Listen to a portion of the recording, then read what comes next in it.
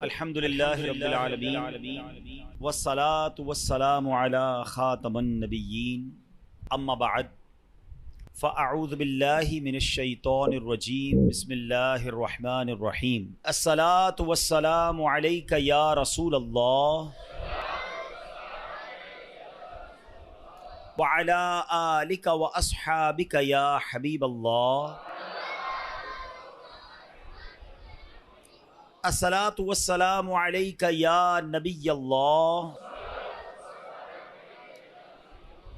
وعلی آلک واصحابک یا نور اللہ۔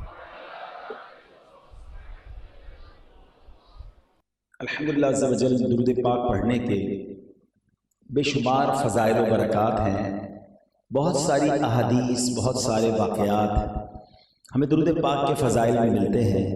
درود پاک پڑھنا بہت ساری برکتیں لاتا ہے، لیکن بعض اوقات ایسا ہوتا ہے کہ کچھ لوگ درود پاک کو بڑا نارمل لے لیتے ہیں، گرانٹڈ لے لیتے ہیں، پڑھ لیا تو ٹھیک ہے، نہیں پڑھا تو کوئی بات نہیں۔ ایسا نہیں ہے۔ آج میں آپ کو ایک ایسا واقعہ سناؤں گا جو ہو سکتا ہے آپ نے پہلے کئی بار سنا ہوگا، لیکن اس واقعے کا جو دوسرا پہلو ہے وہ آپ کے سامنے رکھنے کی کوشش کرتا ہوں۔ ماجرا یہ تھا کہ بی بی عائشہ صدیقہ طیبہ طاہرہ رضی اللہ تعالی عنہا آپ فرماتی ہیں کہ میں رات کو اپنے گھر میں کچھ سی رہی تھی، اندھیری رات تھی کہ اس میں چراغ گل ہو گیا، ٹھیک ہے نا۔ آپ فرماتی چراغ گل ہو گیا اور میرے ہاتھ سے جو سوئی تھی وہ بھی گر گئی۔ اتنی روشنی میں بھی اگر سوئی گر جائے تو ڈھونڈنا آسان نہیں ہوتا، لیکن اگر چراغ بھی گل ہو جائے، ساری لائٹیں بند ہو جائیں تو پھر تو کچھ بھی نہیں ملے گا ہے۔ مگر آپ فرماتی کہ میں سوئی تلاش کر رہی تھی کہ اتنے میں میرے آقا مدینے والے مصطفیٰ صلی اللہ علیہ وسلم اپنا نور والا چہرہ لے کر میرے کمرے میں آ گئے۔ نور والے آقا کے آنے سے کیا ہوا کہ پورا کمرہ ہی اتنا نور سے بھر گیا کہ میں نے اس روشنی میں اپنی گری ہوئی گمشدہ سوئی تلاش کر لی۔ اب یہاں نبی پاک کے چہرے سے نکلنے والی نور کی کرنوں کا عالم سوچئے۔ آج بھی دنیا میں کئی لوگ بڑا اچھا خوبصورت چہرہ ہوتا ہے، بعض چہروں کے بارے میں کہتے ہیں بڑا نورانی چہرہ ہے، لیکن کسی کے چہرے سے کمرے روشن نہیں ہو جاتے ہیں۔ میرے آقا کے نور کا عالم یہ تھا، اور روشنی بھی ایسی ہوئی کہ آپ فرماتی میں نے اپنی سوئی تلاش کر لی۔ اچھا، جب ایسا ہو گیا تو آپ نے بڑی محبت کے ساتھ نبی پاک سے عرض کیا کہ حضور آپ کتنے خوبصورت ہیں، آپ کتنے حسین ہیں۔ تو پیارے آقا علیہ الصلوۃ والسلام نے وہاں جو گفتگو فرمائی نا وہ بڑی زیادہ ہم سب کے لیے یوں سمجھیے عبرت ناک بھی ہے، اور بڑا جس کے لیے سمجھے کہ سبق آموز ہے۔ پیارے آقا علیہ الصلوۃ والسلام نے فرمایا کہ ہلاکت ہے اس کے لیے جو قیامت کے دن میرا چہرہ نہیں دیکھ سکے گا۔ اچھا، ہم اس زمانے میں تو پیدا نہیں ہوئے، ہم نبی پاک کے دور میں پیدا نہیں ہوئے، ہم نے وہ نورانی چہرہ نہیں دیکھا، لیکن قیامت میں دیکھنے کی تو سبھی کو تمنا ہے نا۔ اور آپ سمجھتے قیامت کے دن دیدار مصطفیٰ نہ ہونا یہ کتنی بڑی محرومی ہے؟ کیونکہ مجھے یہ بتائیے کہ شفاعت کی خیرات کس سے لینی ہے؟ پیاس لگے گی تو حوض کوثر کی جام کون پلائے گا؟ ہمیں اگر ہمارے پل صراط سے گزرنا ہوگا تو رب سلم کی صدائیں لگانے والے ہمارے آقا ہی تو ہوں گے نا۔ بریلی کے تاجدار امام عشق و محبت ان تمام باتوں کو کس طرح نبی پاک قیامت کے دن کہاں کہاں کام آئیں گے اور امت پر مہربانی فرمائیں گے۔ آپ نے کئی کلاموں میں اس کا ذکر کیا۔ آپ فرماتے ہیں کہ وہ دن ہوگا کہ جب ماں بھی بچے کو نہیں پوچھے گی۔ ہاں، ماں سب سے زیادہ ہم سے پیار کرتی، ہماری تکلیف پہ ماں بے قرار ہو جاتی ہے، مگر محشر کے دن نفسا نفسی کا عالم یہ ہوگا کہ ماں بھی اپنے بچے کو نہیں پوچھے گی، مگر اس نفسا نفسی میں کون ساتھ دے گا؟ آپ فرماتے ہیں ماں جب اکلوتے کو چھوڑے، ماں جب اکلوتے کو چھوڑے، آ کہہ کے بلاتے یہ ہے صلی اللہ۔ باپ جو بعض اوقات دو نوکریاں کرتا ہے، وہ باپ جو ہماری بے قراری میں بے قرار ہو جاتا ہے، اپنی خواہشیں دبا کر بچوں کی خواہشیں پوری کرتا ہے، مگر قیامت کے دن بھی باپ بیٹے کے کام نہیں آئے گا۔ اچھا، بیٹا بھی باپ کے کام نہیں آئے گا، ایسا نفسا نفسی ہوگی، مگر کون ہوں گے کہ باپ جہاں بیٹے سے بھاگ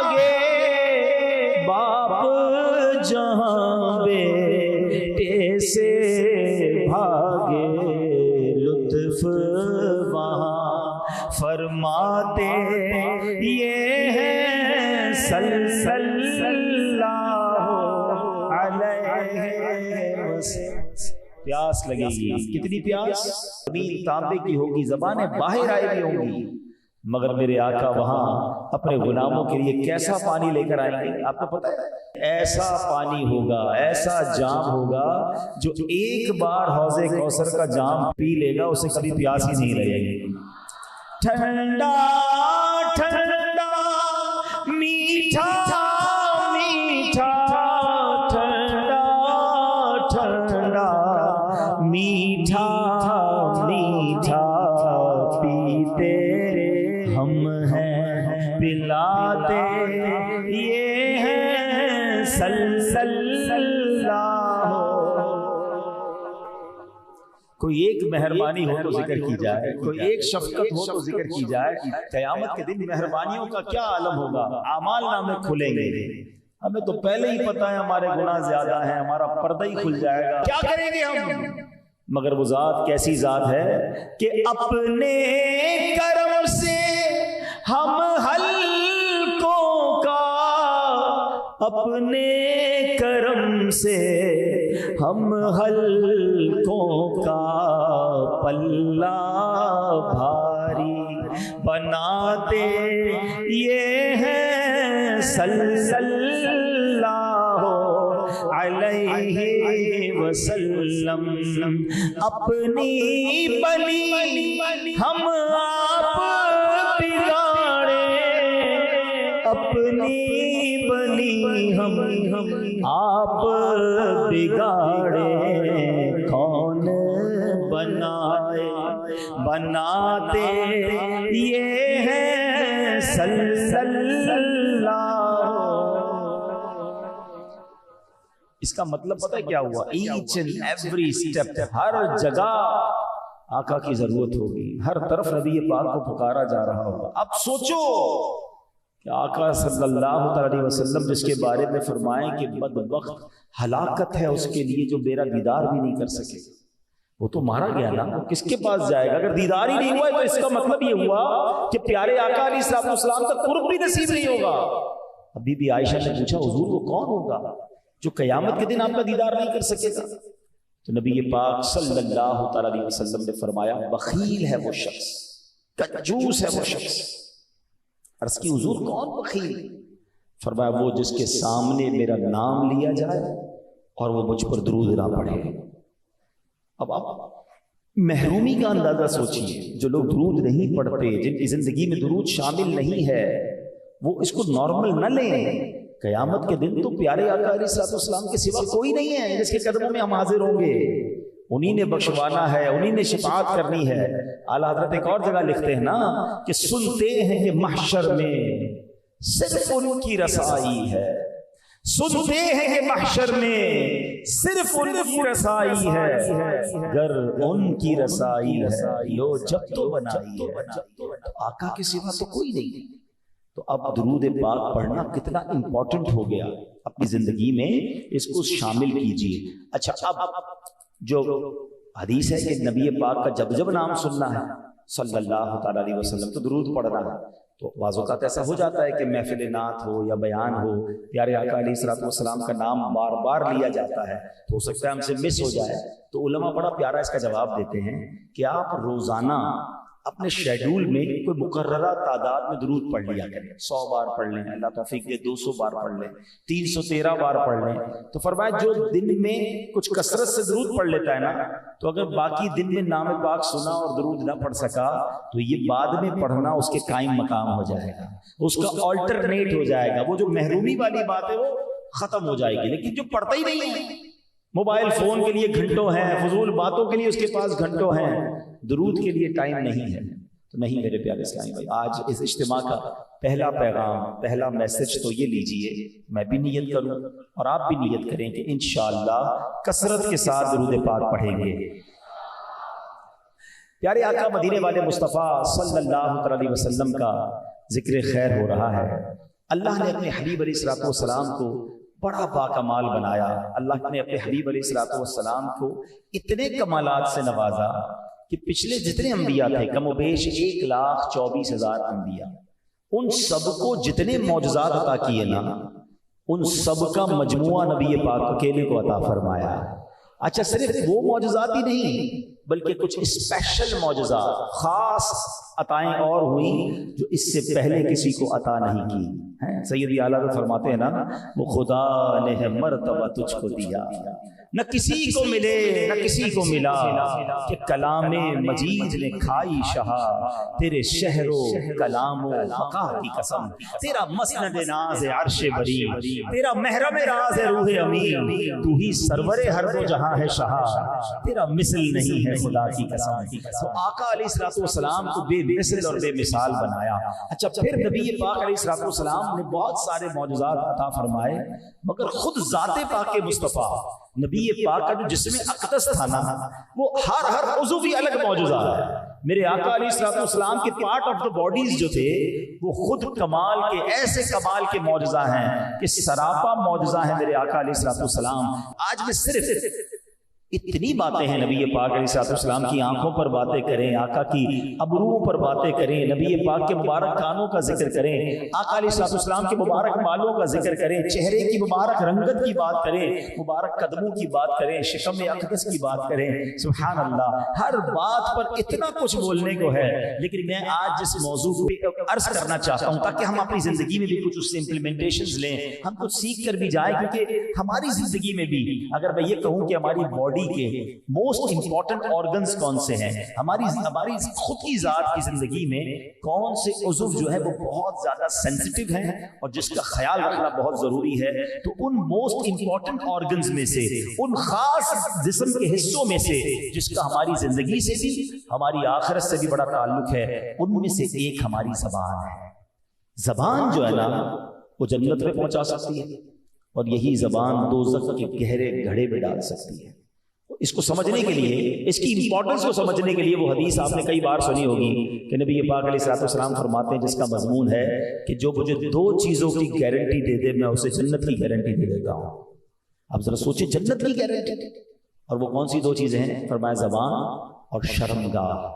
یعنی یہ 2 چیزیں اتنی امپورٹنٹ ہیں کہ اگر کوئی شخص اپنی زبان اور اپنے پرائیویٹ پارٹس اب حرام کاموں میں استعمال نہ کرے, آقا فرماتے ہیں میں اسے جنت کی ضمانت دے دوں. سمپل ہو گیا نا. اگر کوئی کہے یار بہت سارے کام میں نہیں کر سکتا بھائی, جنت میں جانا ہے شارٹ کٹ بتا دو, تو نبی پاک نے تو گارنٹی لے لی ہے, شارٹ کٹ ہو گیا نا. 2 چیزوں کا صحیح استعمال کر لو, ان 2 چیزوں کو غلط کاموں سے بچا لو, جنت کی نبی پاک نے ضمانت دی ہے. لیکن اس کا پیچھے برعکس پتہ کیا بنتا ہے؟ اس کا برعکس یہ بنتا ہے کہ اس کا مطلب ان کی حفاظت کرنا اتنا آسان نہیں ہے. ہاں زبان ایسے گناہ کراتی ہے کہ سمجھ نہیں آتا.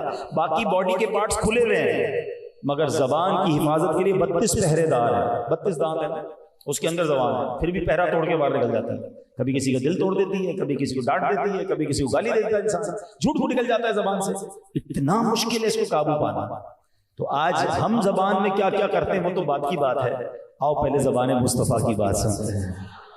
اللہ نے زبان بھی عطا فرمائی تو کیسی عطا فرمائی, سبحان اللہ. کیسی زبان ہے وہ زبان جس کو سب کن کی کنجی کہیں, وہ زبان جس کو سب کن کی کنجی کہیں, اس کی نافذ حکومت پہ لاکھوں سلام, اس کی نافذ حکومت پہ. کن کی کنجی, what is the meaning of کن کی کنجی؟ کن کا مطلب ہو جا. آقا کی زبان سے جو نکلتا تھا وہ ہو جاتا تھا. ہاں جو میرے نبی نے فرما دیا, کہہ دیا تو ہو گیا. ہاں یہ حدیثوں میں واقعات موجود ہیں, اور ایسا کچھ ہو گیا کہ ہم سنے تو حیران ہو جائیں کہ واقعی سبحان اللہ ایمان تازہ ہو جاتا. چند واقعہ پیارے آقا علیہ الصلوۃ والسلام, حضرت اسامہ بن زید نبی پاک کے بڑے پیارے صحابی ہیں, کا بیان ہے کہ ہم دو عالم کے مختار مکی مدنی سرکار علیہ الصلوۃ والسلام کے ساتھ حج کے لیے نکلے. جب وادی روحہ میں پہنچے تو رحمت عالم علیہ الصلوۃ والسلام نے ایک عورت کو دیکھا جو آپ کی طرف آ رہی تھی. پیارے آقا علیہ الصلوۃ والسلام نے اپنی سواری روک لی. وہ عورت قریب آئی, اس نے عرض کی یا رسول اللہ صلی اللہ علیہ وسلم, میرے پاس یہ میرا بچہ ہے. بچہ ساتھ لائی تھی.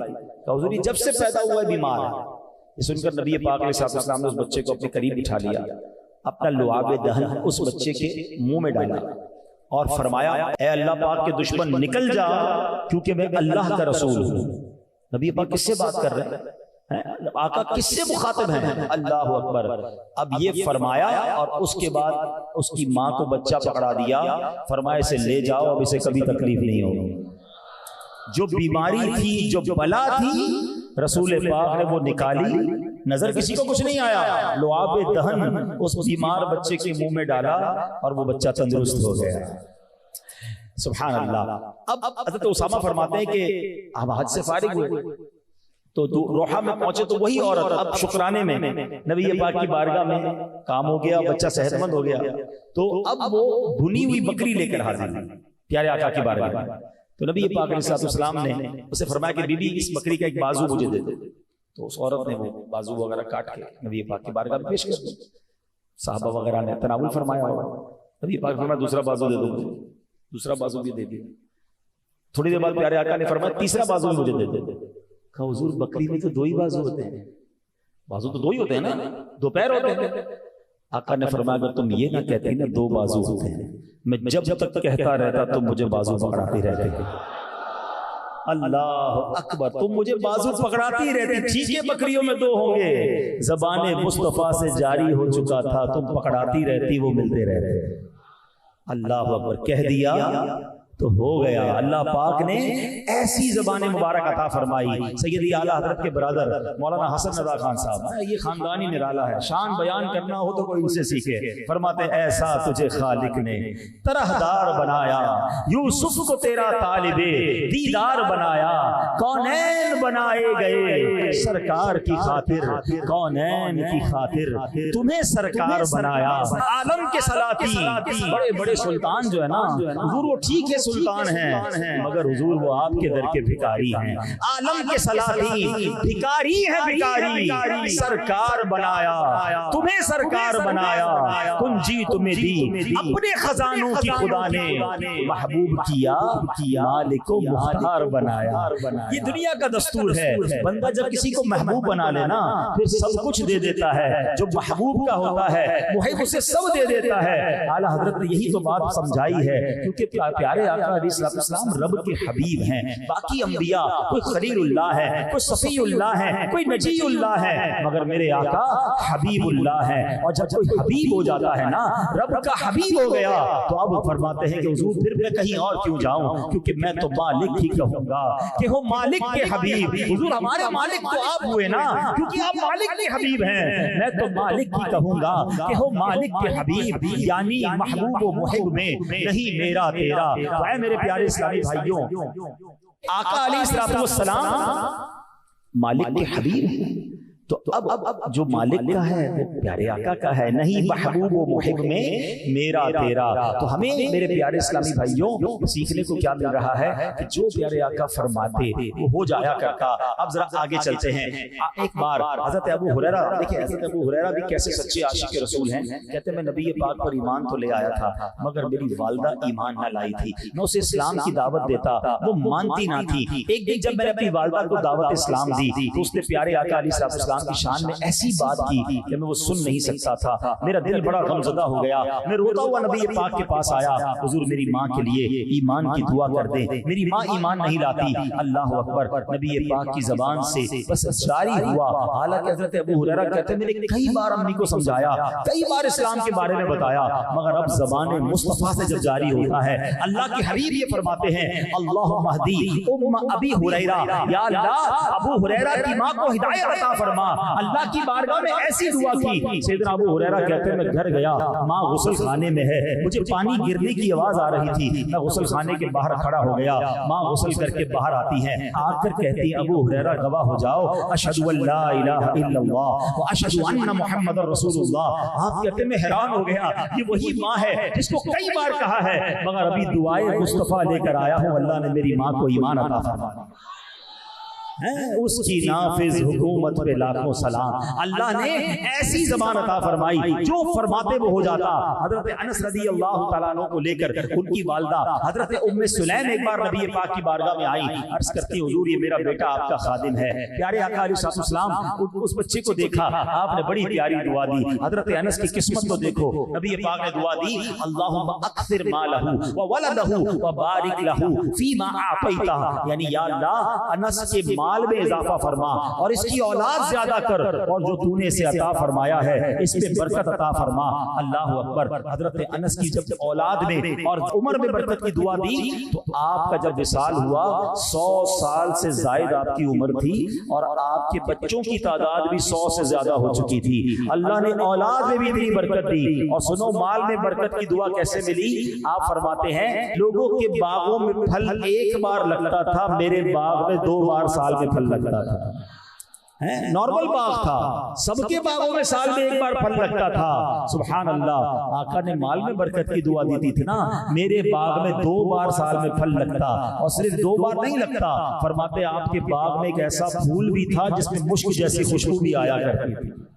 سبحان اللہ۔ تو یہ شان میرے آقا علیہ السلام کے مبارک دہن کی ہے، نبی پاک کی مبارک زبان کی ہے۔ اچھا اب کی تو زبان مبارک سے نکلنے کی دیر ہوتی، بات نکلتی تھی اور پوری ہو جاتی۔ مولا علی کرم اللہ تعالی وجہ الکریم ایک بار نبی پاک کی بارگاہ میں آئے کہ عرض کرتے حضور سردی لگ رہی ہے، سنو دربار مصطفیٰ کیسا تھا؟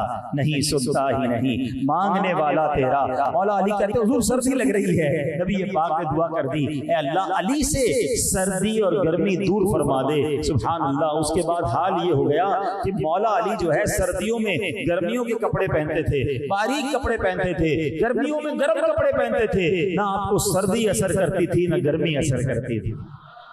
جو مانگا صحابہ اکرام کو ملا، بس زبان سے نکلنے کی دیر تھی۔ ایک بار سیدنا ابو ہریرہ آئے، بڑا کمال کا کوسچن کر دیا، عجیب سوال کر دیا، کہتے حضور میں آپ کی بارگاہ میں حاضر تو رہتا ہوں مگر سنتا بھی ہوں، یاد کچھ نہیں ہوتا ہے، بھول جاتا ہوں، حضور مجھے یادداشت عطا فرما دیں، حضور مجھے حافظہ عطا فرمائیں۔ اللہ اکبر۔ ذرا سوچو یہ صحابہ کا عقیدہ تھا کہ کہیں اور نہیں جاتے تھے، وہ رسول پاک کے پاس آتے تھے اور یہ جانتے تھے کہ نہیں سنتا ہی نہیں، مانگنے والا تیرا۔ میرے آقا نے کہا ابو ہریرہ اپنی چادر کو کھولو۔ سیدنا ابو ہریرہ نے چادر پھیلائی، نبی پاک نے ایک مٹھی ابو ہریرہ رضی اللہ تعالیٰ کی چادر میں کھول دی، فرمایا ابو ہریرہ سینے سے لگا لو۔ سیدنا ابو ہریرہ نے سینے سے لگائی، نظر کچھ نہ آیا مگر ایمان تھا، عقیدہ تھا۔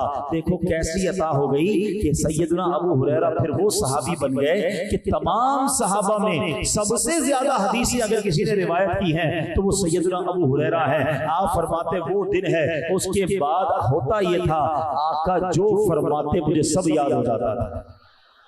تو یہ شان میرے آقا کی زبان مبارک کی ہے۔ معجزات تو بہت سارے ہیں، ہم بیان کرتے جائیں تو رات بیت جائے گی، مگر میں اب آتا ہوں اس موضوع کی طرف کہ ایسی باکمال زبان تو تھی مگر اس باکمال زبان سے گفتگو کتنی باکمال تھی۔ نبی پاک گفتگو کیسے فرماتے تھے؟ ہم بھی تو باتیں کرتے ہیں نا، ہم نے سیکھنا ہے آج کے بیان میں کہ نبی پاک کی گفتگو کیسی تھی اور ہم اپنی زبان کا استعمال کیسے کرتے ہیں۔ سبحان اللہ، کیسا کلام تھا میرے آقا کا۔ چلو پھر چلتے ہیں بریلی کے تاجدار کی بارگاہ میں۔ آپ فرماتے ہیں میں نثار تیرے کلام پر۔ حضور کلام کرنے والے تو بڑے آئے، باتیں کرنے والے انٹلیکچوئلز بڑے بڑے تھے، مگر جب آپ گفتگو فرماتے ہیں میں نثار تیرے کلام پر، ملی یوں تو کس کو زبان نہیں، وہ سخن ہے جس میں سخن نہ ہو، وہ بیان ہے جس کا بیان نہیں، تیرے آگے یوں ہیں دبے لچے فصحا عرب کے بڑے بڑے، کوئی جانے منہ میں زبان نہیں بلکہ جسم میں جان نہیں۔ لوگ شوق ہو جاتے، حیران ہو جاتے جب نبی پاک کی زبان مبارک سے پھول جھڑتے تھے، اتنی جامع گفتگو ہوتی، اتنی سہل گفتگو ہوتی کہ ایمان تازہ ہو جاتا۔ بی بی عائشہ صدیقہ رضی اللہ تعالی عنہا فرماتی ہیں کہ میرے آقا، حدیث پاک کا خلاصہ ہے، اس طرح چلا کر اور تیز باتیں نہیں کرتے تھے جیسے تم لوگ کرتے ہو۔ میرے آقا تو ٹھہر کر گفتگو فرماتے، اس طرح گفتگو فرماتے کہ سامنے والا غور سے سنتا اور اگر چاہتا تو ان کے الفاظ بھی کاؤنٹ کر لیتا۔ سبحان اللہ، نبی پاک کی مبارک گفتگو ایسی تھی کہ میرے آقا کی گفتگو کے الفاظ اگر کوئی کاؤنٹ کرنا چاہتا تو وہ الفاظ بھی گن سکتا تھا۔ اب میں اور آپ غور کریں ہم کیسے بولتے ہیں. ہمارے کئی لوگ تو اتنی تیز بولتے ہیں کہ سمجھ نہیں آتا کیا بولتے ہیں. بندہ کہتا ہے رکو بھائی ذرا دوبارہ سنائیے گا. وہ آج کل واٹس ایپ پہ ہے نا ملٹیپلائی بائی 2 ملٹیپلائی بائی 1.5, کچھ لوگوں کا پہلے ہی ملٹیپلائی بائی 2 لگا ہوا ہے, وہ بات ہی اتنی تیز کر رہے ہوتے ہیں. ارے میرے پیارے اسلامی بھائیوں, بات آرام سے ٹھہر ٹھہر کر اتنی آسان کریں کہ سامنے والا آپ کی بات سمجھے. اسی طرح اگر بیان کرنے کا بھی موقع ملے تو بیان میں بھی کوشش یہ ہونی چاہیے کہ ہمارا ہر لفظ دوسرے لفظ سے الگ ہو, سننے والے کو سمجھ آئے. اور سبحان اللہ, نبی پاک کی ایک اور عادت کریمہ یہ تھی کہ جب آپ گفتگو فرماتے اور کوئی امپورٹنٹ بات ہوتی, کوئی خاص بات ہوتی, تو میرے آقا اسے 3 بار ریپیٹ فرماتے تاکہ سامنے والا اسے یاد کر لیتا. اور سبحان اللہ, نبی پاک جب گفتگو فرماتے نا تو میرے آقا مسکرایا کرتے. نبی پاک کے چہرے پر مسکراہٹ ہوتی. سیدنا ام دردہ رضی اللہ تعالی عنہا ایک بار اپنے شوہر سیدنا ابو دردہ سے کہتی ہیں, کیا بات ہے آپ جب بھی مجھے طرف دیکھتے ہیں, جب بھی بات کرتے ہیں آپ مسکراتے ہیں. ویسے کمال کی خاتون تھی, کتنی لکی خاتون تھی کہ ان کے شوہر انہیں دیکھ کر مسکرایا کرتے تھے. آج تو بہت سارے لوگ ہیں جو گھر میں مسکراتے ہی نہیں ہیں, باہر بھی نہیں مسکراتے. ایسا نہ کریں, اپنی زندگی میں مسکراہٹ کو شامل کریں. یہ کمال کا خزانہ ہے. آپ مسکرائیں, سامنے والا بھی مسکرائے گا, خرچہ بھی کچھ نہیں ہوتا اور ماحول اچھا ہو جاتا ہے. لیکن پھر بھی لوگ نہیں مسکراتے. اب آؤ, ام دردہ کہتے ہیں حضور میں دیکھتی ہوں کہ جب بھی آپ مجھے دیکھتے ہیں مسکراتے ہیں, بات کرتے تو مسکراتے ہیں. سبحان اللہ. سیدنا ابو دردہ کہتے ہیں بات یہ ہے, میں اپنے آقا کی بارگاہ میں جب بھی جاتا ہوں نا, اور نبی پاک جب بھی ہم سے بات کرتے ہیں تو مسکرایا جاتا ہے.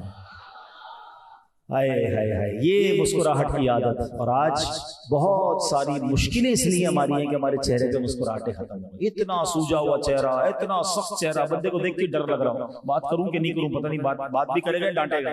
نہیں, مسکراتا چہرہ سب کو اچھا لگتا ہے. اچھا کچھ لوگ کہتے بھی ہیں میرے لوگ قریب نہیں آتے, مجھ سے بیٹھتے نہیں میرے ساتھ, دوسرے آپ سے دوستیاں لگاتے ہیں, مجھ سے کوئی دوستی نہیں لگاتا. تو یہ ان کا قصور نہیں ہے, چیک کیجئے آپ میں پرابلم ہے. آپ مسکراتے بھی ہیں کہ نہیں, آپ نرم ہیں کہ نہیں, آپ شفیق ہیں کہ نہیں. مسکراہٹ چابی ہے, کسی کے دل میں داخل ہونا ہے نا تو آپ مسکرانا شروع کر دیں. مسکراہٹ سبحان اللہ. اور پھر اچھا کئی کمپنیز آج کل تو مسکرانے کی ٹریننگ دیتی ہیں, کیونکہ کسٹمر سروس میں مسکرانا پڑتا ہے. مسکرانے والے کا مال بھی لگ جاتا ہے, اس کا جناب سیلز مین بھی اچھا ہوتا ہے. تو جس کو بھی مسکرانے کی ڈیوٹی ملے نا تو سنت کی نیت کر لیا کرو تاکہ ہر مسکراہٹ پر سنت کا ثواب بھی مل جائے.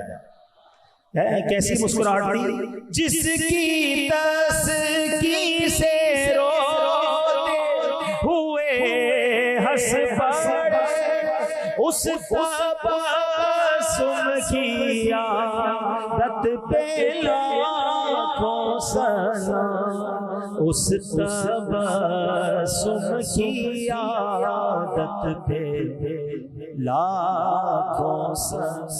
مسئلہ یہ مسکراتے نہیں ہیں, یقین کریں دلوں پہ مرہم پڑ جاتا ہے, انسان سکون میں آ جاتا ہے. تو اپنے گھر والوں کے ساتھ بھی مسکرایا کریں, اپنے خاندان والوں کے ساتھ بھی, صرف گاہکوں کے ساتھ نہیں. ہاں گاہک کے سامنے بڑا مسکراتا ہے, آئیے آئیے بیٹھے بیٹھے, چائے پلاؤں آپ, اور کیا گرمی لگی, پنکھا ادھر کرو بھائی, کیونکہ گاہک آیا خریدنے کے لیے. یہ انداز کبھی ماں باپ کے ساتھ کیا, بیوی بچوں کے ساتھ کبھی انداز کیا؟ ایک بات یاد رکھیے گا, میرے اور آپ کے حسن اخلاق کا اگر کوئی سب سے زیادہ حقدار ہے نا تو ہمارے گھر والے ہیں. ہاں نبی پاک علیہ السلام فرماتے ہیں تم میں بہترین وہ ہے جو اپنے گھر والوں کے لیے بہترین ہے, اور فرمایا سن لو کہ تم سب سے زیادہ اپنے گھر والوں کے لیے بہترین ہو. اب ہم سوچیں کہ ہم اپنے گھر والوں کے ساتھ کیسے, تو وہاں بھی مسکرایا کریں, نرم گفتگو کیا کریں, ڈانٹ ڈپٹ جھڑکنا. اچھا کچھ لوگوں کا سٹائل ہی عجیب ہوتا ہے, ایسے بات کریں کہ جیسے لڑائی کر رہے ہیں. ارے بھائی مجھے یاد آیا ایک بار, ہم کہیں سفر پر تھے, تو ہم کہیں ٹریول میں تھے, تو ایک کمرے میں ہم تھے, تو برابر والے کمرے سے لڑائی کی آوازیں آنے لگی. میں نے کہا اللہ خیر کرے, میں فوراً گیا, میں نے کہا خیریت کیا ہے؟ کہتے نہیں ہم تو ایسی باتیں کر رہے تھے, ہمارا انداز ہی ایسا. ارے بھائی کیوں ایسا انداز؟ اگر آپ کے انداز میں ترش روی ہے, آپ کے انداز میں ڈانٹنے والا انداز ہے, چیخنے چلانے والا انداز, تو بدلیے نا. اچھا کچھ لوگ ایک بڑی عجیب سی بات کرتے ہیں, یار میں کیا کروں, میرا سٹائل ہی ایسا ہے. نہیں جناب, ایک بات آپ غور سے سن لو, ہمارا جو انداز ہے نا, کچھ لوگ کہتے ہیں میں ہوں غصے والا, وہ غصے والا ہی رہتا ہے, میں بڑا سست ہوں, وہ سستی رہتا ہے. اگر آپ کے اندر کوئی خامی ہے تو اس کو بدلیے. بڑی پیاری بات میں نے ایک کتاب میں پڑھی تھی کہ یہ جو انداز ہے نا, یہ رنگ اور قد نہیں ہے جو بدل نہ سکے. ہاں رنگ نہیں بدل سکتا, قد نہیں بدل, لمبا کہ میں چھوٹا ہو جاؤں, چھوٹا کہ میں لمبا ہوں, یہ نہیں ہوگا, لیکن انداز بدل سکتا ہے. اگر آپ سخت ہیں آپ نرم ہو سکتے ہیں، آپ غصے والے ہیں آپ نرم مزاج ہو سکتے ہیں، آپ لڑاکو ہیں تو آپ لڑائی چھوڑ سکتے ہیں. اور اس کی زندہ مثال دعوت اسلامی کا ماحول ہے. کیسے کیسے تھے بھائی، آج مبلغ دعوت اسلامی بن گئے، ہم لوگ کیا تھے؟ تو جب ہم سب اس حوالے سے بدل سکتے ہیں تو ہمارے بہت سارے مزاج تو ٹھیک نہیں ہیں مگر بدلنے ہوں گے. اب میں آپ کو آخر میں اپنے بیان کے مومن کی تعریف بیان کرتا ہوں. کچھ لوگ کہتے ہیں کیا کرے بھائی، ہمارا اسٹائل ہی ایسا ہے، لوگوں کو بدلنا ہے، لوگوں کو برداشت کرنا تو برداشت کریں. نہیں، یہ زبان جہنم میں پہنچا سکتی ہے. اگر ہماری زبان سے کسی کا دل ٹوٹ رہا ہے، وہ کہتے ہیں نا تلوار کا وار وہ تو ٹھیک ہو سکتا ہے، زبان کا وار ٹھیک نہیں ہوتا، وہ بہت لمبا درد کرتا ہے، دلوں کو توڑ دیتا ہے. تو زبان نرم رکھیں، یہ زبان کہیں مروا نہ دے ہمیں. تو اپنے مزاج کو بدلنا ہوگا. یہ غصے کی عادت، طنز کی عادت، کچھ لوگوں کا مزاج اتنا عجیب ہے، طنز. جب بھی کوئی ملے تو کوئی نہ کوئی طنز کر دیں گے، مطلب کوئی خوبی نظر ہی نہیں آتی ہوگی. کسی کے گھر ان کو دعوت میں بھی بلا لینا اپنے گھر پہ، حضرت آئیے ہمارے گھر پہ دعوت کھانے. تو دعوت کھانے بھی آئیں گے تو کہیں گے یار ابھی تک وہی پرانا کلر کیا ہوا، پچھلی بار آیا تھا پھر بھی یہی صوفے تھے، اب بھی یہی صوفے، کب بدلو گے بھائی؟ کھانے میں چاول بنا تو روٹی کیوں نہیں بنائی، روٹی بنا تو چکن کیوں نہیں بنایا؟ بندہ کہ یار اس کو نہیں بلاتا دعوت میں تو اچھا تھا. تو کسی کے لیے تکلیف کا باعث بنتا ہے. اچھا آپ کی نظر میں بھی ایسے لوگ ہوں گے کہ جن سے جب بھی ملو نا بندہ کہتا ہے کاش نہ ملتا تو ٹھیک تھا، انہوں نے کوئی نہ کوئی سوئی چبو دے دی ہے. ایسے لوگوں کا کوئی دوست نہیں ہوتا ہے. ہمارا نگران شورا ایک بڑی پیاری مثال دیتے ہیں. آپ فرماتے دو قسم کی مکھی ہوتی ہے، ہنی بی اور گھریلو مکھی. شہد کی مکھی اور گھریلو مکھی. گھریلو مکھی کہاں بیٹھتی ہے؟ گندگی پر. آپ کے گھر میں جدھر کچرا ہوگا نا ادھر ہی آ کے بیٹھے گی. آپ کے پورے جسم پہ جہاں زخم ہوگا وہ مکھی وہیں آ کے بیٹھے گی. اس کا کام ہی گندگی ڈھونڈنا ہے. اور شہد کی مکھی کہاں بیٹھتی ہے؟ پھولوں پر. پھولوں پر جا کر بیٹھتی ہے. اب ہم اپنے بارے میں غور کر لیں کہ ہمارا کردار کیسا ہے. ہم شہد کی مکھی ہیں یا گھریلو مکھی ہے؟ جس کا جو عیب نظر آئے ادھر ہی جا کے بیٹھ جاتے ہیں، یوں کیوں کرتا ہے، یوں کیوں کرتا ہے. ارے بھائی جو اچھا کرتا ہے وہ بھی دیکھ لو. اور شہد کی مکھی پھولوں پر، خوبیوں پہ نظر رکھیں. آپ ہر دل عزیز ہو جائیں گے. آپ لوگوں کی حوصلہ افزائی کرنے والے بنے. اپنی زبان سے پھول برسائیں، انگارے نہ برسائیں. دنیا میں تنہا رہ جاتا ہے وہ بندہ جس کی زبان اچھی نہیں ہوتی، جس کی گفتگو اچھی نہیں ہوتی. نبی پاک علیہ الصلوۃ والسلام کی گفتگو کا عالم یہ تھا، تھوڑی دیر صحبت میں بیٹھتا تھا وہ دیوانہ ہو جاتا تھا. پیارے آقا کے بغیر چین نہیں آتا تھا. ارے صحابہ کرام کی تو چھوڑو، آؤ میں جبریل امین کی بتاتا ہوں. میرے آقا علیہ الصلوۃ والسلام کی صحبت کا عالم یہ تھا کہ جبریل امین جو کہاں رہتے ہیں؟ سدرۃ المنتہا، ساتوں آسمان کے اوپر. آؤ ایک زبردست تحقیق آپ کو بتاتا ہوں. حضرت جبرائیل حضرت آدم کے پاس 12 بار آئے. حضرت ادریس کے پاس ان کی زندگی مبارک میں 4 بار انہوں نے حاضری دی. سیدنا نوح علیہ الصلوۃ والسلام کے پاس 50 مرتبہ حاضری دی. حضرت ابراہیم کے پاس 42 مرتبہ حاضری دی. سیدنا موسیٰ کلیم اللہ علی نبینا علیہ الصلوۃ والسلام کے پاس 400 مرتبہ آئے. حضرت عیسیٰ کے پاس 10 بار آئے. آپ کو پتہ ہے میرے آقا کی بارگاہ میں کتنی بار آئے؟ نبی پاک کی بارگاہ میں کم و بیش 24,000 بار حاضری دی. 24,000 بار. کدھر سے آ گئے تھے؟ سدرۃ الساتوں آسمان. اچھا ساتوں آسمان سے آنے کا مطلب سمجھتے ہو؟ زمین سے پہلے آسمان کا فاصلہ 500 برس، پھر دوسرے آسمان کا 500 برس، یعنی 7 آسمان تک تو پہلے 3500 سال کا راستہ ہے. اس کے بعد سدرۃ المنتہا اس کے اوپر. اچھا اب ذرا حساب لگاتے دیکھ، پیارے آقا کی اور جبریل امین کی پہلی ملاقات کب ہوئی تھی؟ نبی پاک کی عمر مبارک کتنی تھی؟ 40 سال. ٹھیک ہے نا، غار حرا میں پہلی وحی آئی ہے، یاد ہے نہیں بھائی؟ 40 سال. نبی پاک نے اس دنیا میں کتنے سال عمر مبارک اختیار کی؟ اس دنیا کو کتنے سال اختیار کیا؟ 63 سال. 63 میں سے 40 نکال دو کتنے ہو گئے؟ 23 سال کا عرصہ ملاقاتیں رہی ہیں. ٹھیک ہے، پہلی ملاقات 40 سال میں ہوئی، اس 23 سال کے عرصے میں ملاقات ہوئی. اب ایک 23 سال کے دن بناؤ. بڑا مشکل سوال. ایک سال میں انگریزی حساب سے کتنے ہو گئے؟ 365. 10 سال میں 3650. 20 سال میں 7300. میں بغیر کیلکولیٹر کے کر رہا ہوں، آگے پیچھے تھوڑا بہت ہو سکتا ہے لیکن امید نہیں ہوگا. ٹھیک ہے، یہ کتنے ہو گئے؟ 20 سال. 7300. اب آ جاؤ 3 سال مزید، تقریباً 1000 سال، 1000 دن اور پلس کر لیتے ہیں، کم و بیش 1000 سے اوپر بنتے ہیں. تو کتنے تھے؟ 7300 اور 1000 8300. 8400. موٹا حساب پکڑ لو. کتنے دن ہیں؟ 8400. اور حاضری کتنی بار ہے؟ 24,000. اچھا کئی دن ایسے گزرے جس میں آئی نہیں جبریل امین، بہت دنوں کا وقفہ بھی رہا ہے. تو اس کا مطلب یہ ہوا کہ ایک کے دن میں کئی بار آیا ہے. اور کہاں سے آئے ہیں؟ میں تو اپنے گھر سے فیضان مدینہ کے پاس سے یہاں آیا تو چلو ایک بار آ گیا، آدھے گھنٹہ پھر بھی لگ گیا، ٹریفک بھی تھا، وہ 7ویں آسمان کے اوپر سے آ رہے ہیں۔ پہلے تو ایک عقیدے کی بات سن لو، جبریل امین کی رفتار کتنی تھی؟ اگر ایک دن میں کئی بار آئے ہیں تو یہ 7ویں آسمان کے اوپر سے آتے تھے، پھر جاتے تھے، پھر آتے تھے، پھر جاتے تھے، تو کسی رفتار تھی؟ جب جبریل کی رفتار کا عالم یہ ہے تو جبریل کے آقا کی رفتار کا عالم کیا ہوگا؟ ٹھیک ہے، اچھا یہ بات تو سیکھ لی ہم نے۔ اب آؤ دوسری بات، 24,000 بار کیوں آتے تھے بھائی؟ ایک ہی بار آ کر بات کر لیتے، ایک ہی بار جناب اپنا پیغام پہنچا دیتے، ایک دن میں کئی بار، وہ بھی سدرۃ المنتہا چھوڑ کر، بڑی کرم والی جگہ، بڑی مبارک جگہ۔ مسئلہ یہ کہ جب کوئی مسئلہ اٹک جاتا ہے نا، شریعت میں کسی چیز کا جواب لینا ہوتا ہے تو عشق والی ایک بارگاہ ایسی ہے جہاں سے ہمیں جواب بڑا اچھا مل جاتا ہے۔ تو سبحان اللہ، مولانا حسن رضا خان صاحب کا غالباً کلام ہے، آپ فرماتے ہیں بے لکھائے یار ان کو چین آ جاتا اگر، کہتے ہیں اگر نبی پاک سے ملے بغیر چین آ جاتا نا تو جبریل امین بار بار پھر سدرۃ المنتہا چھوڑ کے نہ آتے۔ مسئلہ یہ کہ وہ چلے تو جاتے تھے، وہاں جا کے پھر محبوب کی یاد ستاتی تھی، پھر آقا کے قدموں میں آتے تھے۔ بے لکھائے یار ان کو چین آ جاتا اگر بار بار آتے نہ یوں جبریل سدرہ چھوڑ۔ اچھا جبریل امین سے ایک بار نبی پاک نے بڑا پیارا سوال بھی کیا۔ آپ فرماتے ہیں جبریل تم نے تو سارے نبیوں کو دیکھا ہے۔ جبریل امین وہ ہیں جو ہر نبی کے صحابی، حضرت آدم سے لے کر نبی پاک کی بارگاہ میں سب کے ساتھ حاضر ہوئے نا، کہ تم نے تو سب کو دیکھا ہے۔ اے جبریل کو ہم سب بھی دیکھا ہے، کوئی میرے جیسا بھی دیکھا ہے؟ آئے ہائے، اب جبریل امین نے جو جواب دیا نا، وہ جواب بھی آؤ میں اعلیٰ حضرت کی زبانی آپ کو سناتا ہوں۔ فرماتے ہیں یہی بولے سدرہ والے۔ سدرہ والے کون ہیں؟ ابھی بتایا نا جبریل امین کہاں رہتے ہیں؟ سدرۃ المنتہا۔ تو حضرت جبریل کیا عرض کرتے ہیں؟ یہی بولے سدرہ والے، چمنے جہاں کے حالے، سبھی میں نے چھان ڈالے، آقا تیرے پائے کا نہ پایا، تجھے یک نے یک بنایا، تجھے یک نے یک بنایا۔ تو یہ شان ہے میرے آقا کی کہ جو گفتگو سنتا تھا، جو صحبت پاتا تھا، وہ نبی پاک کا دیوانہ ہو جاتا۔ ارے آج نبی پاک کی امتی کا یہ عالم بھی تو ہونا چاہیے نا کہ ہم سے جو ملے وہ دوبارہ ملنے کی تمنا کرے، وہ ہمارے قریب آ کر بیٹھنا چاہے۔ ہم ایسے نہ بن جائیں کہ جو قریب آئے تو غم زدہ ہو جائے، قریب آئے تو تکلیف میں آ جائے، قریب آئے تو پھر ملنا نہ چاہے۔ خاص طور پہ وہ لوگ جنہوں نے دین کا کام کرنا ہے، جنہوں نے لوگوں کو اللہ رسول کی طرف بلانا ہے، ان کی زبان تو اور نرم ہونی چاہیے، اور شفقت ہونی چاہیے، تاکہ ہم سے کوئی ملے تو اور قریب آئے۔ اگر آپ ہر دل عزیز بننا چاہتے ہیں، اپنی زبان میں نرمی لائیے۔ اللہ کے حبیب علیہ السلام فرماتے ہیں، جس کا مضمون یہ ہے کہ اللہ پاک جس چیز پہ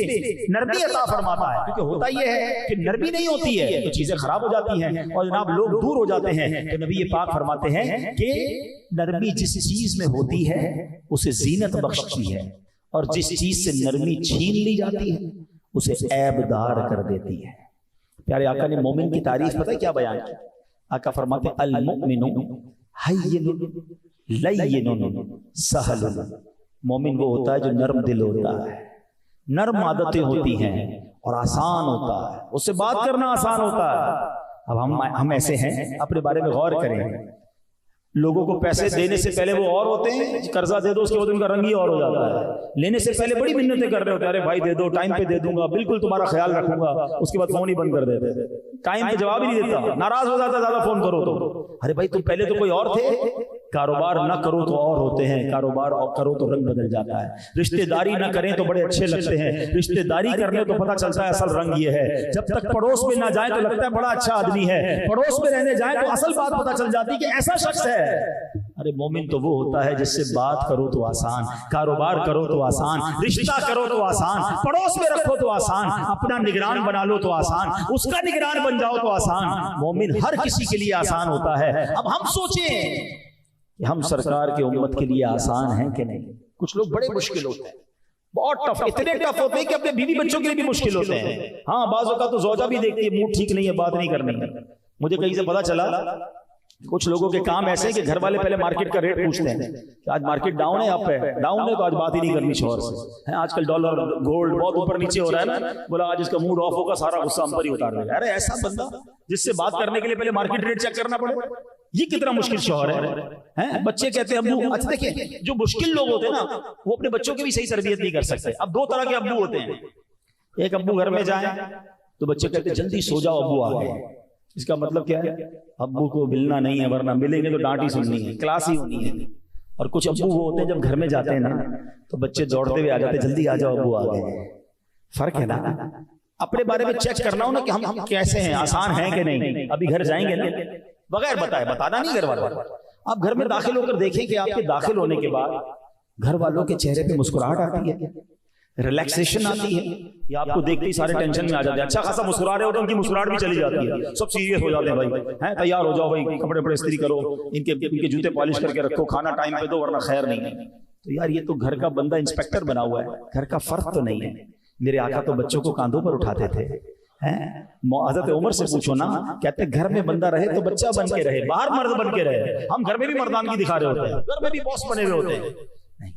نرم ہو جائے، شفیق ہو جائے، میرے آقا کی پیاری گفتگو کا صدقہ لے کر جائے، اور پھر اس زبان سے دل نہ دکھائیں، اس زبان سے حرام باتیں نہ کریں۔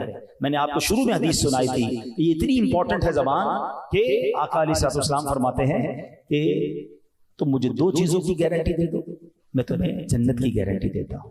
اس میں زبان ہے اور شرمگاہ ہے، اور یہ زبان سبحان اللہ، اسے ذکر کرے نا۔ میں آپ کو ایک ایسی حدیث سناتا ہوں، کلمات کیسے کیسے زبان سے بندہ ادا کر سکتا ہے، یہ زبان جنت میں کتنا آسانی سے لے جا سکتی ہے، کتنی نیکی ہم کما سکتے ہیں۔ ذرا مل کے کہیے سبحان اللہ، کہیے الحمدللہ، اب کہیے اللہ اکبر۔ نہ آپ ہلے ہیں، نہ کچھ کھڑے ہوئے ہیں، نہ کوئی محنت کی ہے۔ آپ کو پتا ہے آپ نے کیا کما لیا ہے؟